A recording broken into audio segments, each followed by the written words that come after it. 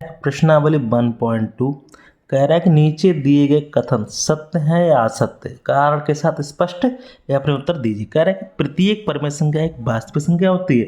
देखो ये बात हमारी बिल्कुल कैसी हो जाएगी, हमारी सत्य हो जाएगी। अब सत्य क्यों हो जाएगी ये कारण में बताना है। एक बात कैसा हो जाएगा, ये कथन सत्य हो जाएगा। अब सत्य क्यों है, क्योंकि जो वास्तविक जो कह रहे हैं कि प्रत्येक परिमेय संख्या एक वास्तविक संख्या होती है। जो हमारी वास्तविक संख्या होती है, देखो यहाँ पे क्या होती है, वास्तविक संख्या।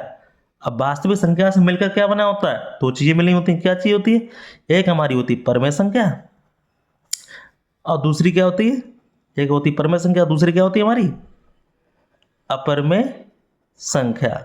तो इसलिए हमारा कथन क्या हो जाएगा, सत्य, क्योंकि कह रहा है कि प्रत्येक अपरिमेय संख्या वास्तविक संख्या होती है। वो होती है क्यों, क्योंकि वास्तविक संख्या किससे मिलकर बनी होती है, वास्तविक संख्या हमारी मिलकर बनी होती है किससे, परिमेय संख्या और अपरिमेय संख्या। इसलिए हमारा कथन ये कैसा हो जाएगा, हमारा सत्य हो जाएगा। फिर नेक्स्ट क्वेश्चन क्या कह रहा है, कह रहा है कि अगर संख्या रेखा का प्रत्येक बिंदु m √m के रूप में होता है तो जहां m एक पद्धति है। अब जरा यहाँ सोचो, जरा थोड़ी सी सोचने वाली बात है। कह रहा है कि √m, ठीक है, तो अब कह रहा है कि प्रत्येक बिंदु, अब प्राकृत संख्या में क्या होता है, एक होता है, दो होता है, तीन होता है, सब प्राकृत संख्या होती है। तो उसके हिसाब से क्या हो जाएगा, और इसमें जब प्राकृत संख्या होगी और हमें दिखाना किस पे, प्रत्येक बिंदु संख्या रेखा दिखाना। अब संख्या रेखा क्या होगा, प्लस की भी चिन्ह आएंगे और संख्या रेखा देखो दिखाएंगे हमें, अब क्या हो जाएगा 0 1 2 3 4। अब इधर ले जाएगा -1 -2 -3। तो इसलिए संख्या रेखा अंक के रूप में होता है जहाँ एक प्राकृतिक संख्या। अब देखो तो इसलिए हमारा कथन ये कैसा हो जाएगा, हमारा असत्य हो जाएगा। ये कैसा हो जाएगा, कथन असत्य हो जाएगा। क्यों असत्य हो जाएगा, क्योंकि हम प्रत्येक बिंदु को हम यहाँ पे दिखा नहीं पाएंगे, ठीक है। तो इसलिए हमारा ये कथन हमारा असत्य हो जाएगा। जैसे अब जरा यहाँ समझो, अब यहाँ पे जैसे मान लो प्राकृत संख्या में क्या था, एक आता है, एक क्या हो जाएगा, एक का रूट करेंगे तो क्या हो जाएगा, एम के रूप में लिखना, एक हो जाएगा। अब दो को करेंगे तो क्या हो जाएगा, देखो दो को हम करेंगे यहाँ पे तो यहाँ पे क्या हो जाएगा, दो को √2 में कर देंगे। अब इसी तरह क्या हो जाएगा हमारा, देखो अब कह रहा है कि प्रत्येक संख्या हमारे पास क्या बन जाएगा, अब 3 को करेंगे, अब 3 को करेंगे और 4 को करेंगे। अब इनका सबका मान अलग अलग होता है। देखो क्या हो जाता है, मान हमारा कैसा हो जाता है, इनका अलग अलग हो जाता है। कैसे हो जाता है जरा समझो यहाँ पे। अब जैसे मैंने क्या किया 3 का रूट किया, तो 3 का रूट करने के लिए क्या हो जाएगा, यहाँ पे √9 हो जाएगा, 3 × 3। अब इसका क्या हो जाएगा, इसका 2 दूनी 4 हो जाएगा, ठीक है। अब देखो यहाँ पे जब √4 के रूप में लिखेंगे तो इसको क्या आ जाएगा, √4 को कर देंगे, 2 का कर देंगे, 9 को कर देंगे, 3 को कर देंगे। अब यहाँ पे आ गया, अब मान लो यहाँ पे 2 आ गया, अब 2 का करेंगे क्या हो जाएगा, √2। √2 का मान क्या हो जाएगा, 1.41 हो जाएगा। तो इस तरह से ये चिन्ह हमारे क्या हो जाएंगे, इसके रूप में हम प्राकृत संख्या के रूप में हमारे नहीं आ पाएंगे। तो इसलिए कथन ये क्या हो जाएगा, हमारा असत्य हो पाएगा। फिर क्या कह रहे हैं कि प्रत्येक वास्तविक संख्या। अब देखो यहाँ पे अगर हम यहाँ पे जा रहे हैं प्रत्येक, अब यहाँ पे जा रहे हैं 2 जा रहे हैं, 5 जा रहे हैं, 7 जा रहे हैं। अगर मान लो हम √7 पे चले गए तो यहाँ पे √7 क्या हो जाएगा हमारा, √7 कैसे हो जाएगी हमारी, वो हमारी कैसे जाएगी, अपर में संख्या हो जाएगी। कैसे हो जाएगी हमारी, अपर में संख्या हो जाएगी। तो इस तरह से ये भी हमारा कथन कैसा हो जाएगा, असत्य हो जाएगा, ठीक है। कोई दिक्कत हमारी बात नहीं है। फिर कह रहा है कि प्रत्येक वास्तविक संख्या एक अपर में संख्या होती है। प्रत्येक की बात हो रही है, यहाँ पे एक की बात नहीं हो रही, इसलिए कथन ये हमारा कैसा हो जाएगा, ये कथन हमारा कैसा हो जाएगा, ये असत्य हो जाएगा। कैसे हो जाएगा, बिल्कुल मालूम है। अब देखो यहाँ पे कैसे मालूम, देखो हमें मालूम 2 कैसी हमारी संख्या है, 2 एक हमारी कैसी है, एक वास्तविक संख्या है। कैसी हमारी है, वास्तविक संख्या है, ठीक है। किंतु कैसी है, अपर में नहीं है।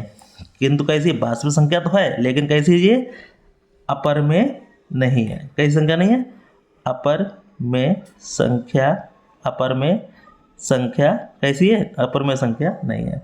इसलिए हमारा ये क्या हो जाएगा, कैसे हो जाएगी, 2 एक हमारी वास्तविक संख्या है। कह रहा है कि प्रत्येक वास्तविक संख्या, कह रहा है प्रत्येक में 2 आ गया, 2 कैसी संख्या आ गई हमारी, असत्य वाली बात आ गई। इसलिए हमारी, परंतु ये कैसी नहीं है, हमारी अपर में संख्या नहीं है। अपर में संख्या का मतलब क्या हो गया, हमारी पर में, ठीक है। अब पर में संख्या है, मतलब 2 हमारी कैसी है, वास्तविक संख्या। 2 अब क्या है संख्या में हमारी पर में संख्या भी है। कैसे संख्या, देखो अगर 2 है, 2 के नीचे हम क्या लिख देंगे, 1 लिख देंगे, तो क्या जाएगा P/Q के ग्रुप में हो जाएगा। तो हमारी ये क्या हो जाएगी, ये पर में संख्या हो जाएगी। तो ये क्या हो जाएगी, पर में संख्या है, ठीक है। तो इस तरह से हमारा एक कथन क्या हो जाएगा, प्रत्येक वास्तविक संख्या पर में संख्या होती है, ये बात हमारी कैसी हो जाएगी, गलत हो जाएगी, ठीक। इस तरह से हमने कारण बता दिए। चलिए नेक्स्ट क्वेश्चन देख लेते हैं। नेक्स्ट क्वेश्चन हमारा क्या कह रहा है, क्या सभी धनात्मक पूर्णांकों के वर्गमूल अपरमेय हैं, होते हैं। यदि नहीं तो एक ऐसी संख्या के वर्गमूल का उदाहरण दीजिए कि जो एक अपरमेय संख्या हो। बहुत ही सिंपल क्वेश्चन है यार। देखो हमें मालूम है क्या कह रहा है, एक धनात्मक पूर्णांक। मान लिया मैंने क्या कि अंडर रूट जो m है वो क्या है हमारा, एक जो m है वो क्या हमारा एक धनात्मक पूर्णांक है। क्या है, धनात्मक पूर्णांक है। ठीक है, अब जब पूर्णांक होगा, अब कह रहा है कि यदि नहीं तो एक ऐसी संख्या का वर्गमूल का उदाहरण दीजिए जो एक परमेय संख्या हो, जो एक कैसी परमेय संख्या हो। अब जरा यहाँ बात समझो, हमसे कह रहा है कि क्या सभी धनात्मक पूर्णांक वर्गमूल के अपरमेय हो सकते हैं? वो नहीं हो सकते हैं। अब कैसे नहीं हो सकते, देखो जरा पहले आंसर इसका दे दें। क्या सभी हो सकते हैं, अपरमेय हो सकते हैं? नहीं हो सकते हैं। पहले इसका आंसर ये है नहीं। अब क्यों नहीं हो सकते हैं, उसका हम यहाँ पे कारण बताएंगे। कारण क्या बताएंगे, जरा यहाँ सोचो। कारण क्या, जैसे मान लो अंडर रूट 1 है, इसका करेंगे 1 आ जाएगा। अंडर रूट 4 का करेंगे क्या आ जाएगा, 2 आ जाएगा। अब अंडर रूट 2 हमारी क्या है, अपरमेय संख्या है। ठीक है, अब जो कैसी है, अपरमेय है मगर कैसी है, अभाज्य संख्या है कि 1 पॉइंट क्या होता है इसका, 1.41 होता है। तो ये कैसे हो जाएगी हमारी, ये अभाज्य संख्या है। तो अंडर रूट 2 है हमारी, कैसे हो जाएगी, अंडर रूट 4 है वो किसका है मान, 2 आएगा। 2 हमारी कैसे हो जाएगी, ये परमेय संख्या। ठीक है, अब एक हमारी क्या हो जाएगी, ये भी परमेय संख्या हो जाएगी। अब परमेय संख्या का हमें मालूम ही क्या होता है, पी अपान के क्यू ग्रुप में होता है, तो वो हमारा कैसे कहलाता है, वो परमेय संख्या कहलाता है। इसलिए हमारा क्या हो जाएगा, इसका आंसर क्या हो जाएगा, नहीं। ठीक है, बहुत सिंपल क्वेश्चन था। ठीक है, कि दिखाइए कि संख्या रेखा अंडर रूट 5 को किस प्रकार निरूपित किया जा सकता है। बहुत ही सिंपल क्वेश्चन है। अब अंडर रूट 5 को है दर्शाना हमें, तो सबसे पहले हम क्या करेंगे, एक पटरी प्रकार लेंगे और इसमें हम लाइन खींच लेंगे। ठीक है, इसको खींच लेंगे। हमने एक ले लिया, इसको एक एक पे ले लेते हैं। बहुत ही सिंपल क्वेश्चन है यार, कोई दिक्कत वाली बात नहीं इसमें। जैसे हमने ले लिया, इस पे दिखाना है हमें। यहाँ से चलेंगे 0 से 1। ठीक है, अब यहाँ पे क्या जाएंगे, 1 2 और 3। तो इसको हम क्या करेंगे, थोड़ा बड़ा ले लें जिससे आपको दिखने में दिक्कत ना हो। ठीक है, तो हमने क्या करें, इसकी दूरी को हम सही कर लेते हैं इसको। ठीक है, कोई दिक्कत वाली बात इसमें है नहीं। तो हमने इसकी दूरियों को थोड़ा सा बड़ा कर लेते हैं, जिससे समझने में तुम्हें दिक्कत बिल्कुल ना होना चाहिए। कैसे, ज़रा देखो। मान लो यहाँ पे क्या हो गया हमारा, देखो ज़रा यहाँ पे समझो। पहले यहाँ पे स्टार्टिंग करेंगे तो क्या आ जाएगा हमारा, 0 हो जाएगा। अब 0 के बाद हम यहाँ पर रख लेते हैं इसकी वैल्यू। देखो यहाँ पे पॉइंट मतलब एक ये पॉइंट हो गया, दूसरा यहाँ पे हो गया, तीसरा ये हमारा है। ठीक है, तो देखो हमारे पास क्या हो जाएगा, 1 हो जाएगा। ठीक, ये 2 हो जाएगा और 3 हो जाएगा। अब हमें लाना क्या है, हमारे पास कह रहा है कि अंडर रूट 5 एक पर। तो 5 को दिखाने के लिए हमारे पास मालूम है क्या है, हमारे पास देखो अंडर रूट 5 है, वो आने के लिए हमारे पास क्या कहेगा, हमारे पास कहेगा भैया 5 लाना है। तो क्या करेंगे, 1 हमारा आज पास आ जाएगा प्लस के 4 आ जाएगा, तो इनको हम जोड़ें क्या आ जाएगा, अंडर रूट 5 आ जाएगा। ठीक है, अब ये हम जानते हैं क्या होता है, फार्मूला क्या होता है, पाइथागोरस। पाइथागोरस फार्मूला होता है कर्ण बराबर क्या होता है, आधार प्लस के लंब। ठीक है, अब हमारे पास कोई दिक्कत वाली बात नहीं। अब हम देखो यहाँ पे देखेंगे, इसको हम क्या बना देंगे, लंब बना देंगे। इसको 90 अंश का इस पे कोण बना देंगे। तो इस पे हम क्या करेंगे, 90 अंश का डालेंगे इस पे, तो 90 हमारा यहाँ पे आएगा। ठीक है, ये 90 आ जाएगा। इसको हम सीधा सीधा कर देंगे इसको।